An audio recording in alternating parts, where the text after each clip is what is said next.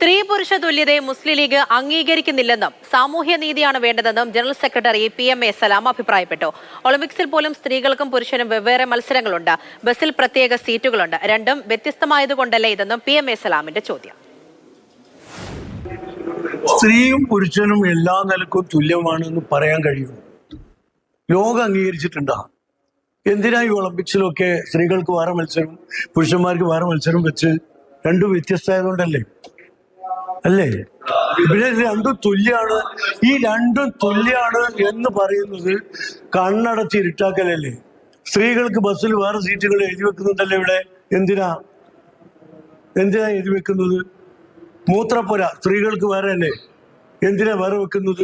ഇത് തുല്യരാണ് എന്ന് പറയുന്നവർ തന്നെ തുല്യത ഇല്ലാക്കാൻ ശ്രമിക്കുക. പ്രായോഗികമല്ലാത്ത, പ്രാക്ടിക്കൽ അല്ലാത്ത, മനുഷ്യന്റെ യുക്തിക്കെതിരായ വാദങ്ങൾ സമൂഹത്തിൽ കയ്യടി കിട്ടാൻ എന്തിനാ കൊണ്ടുവരുന്നത്? അതിലൊക്കെ മുസ്ലിം ലീഗിന് വ്യക്തമായ അഭിപ്രായമുണ്ട്. ഞങ്ങൾ തുല്യതയല്ല പറയുന്നത്, ജെൻഡർ ഇക്വാലിറ്റി അല്ല ഞങ്ങൾ പറയുന്നത്.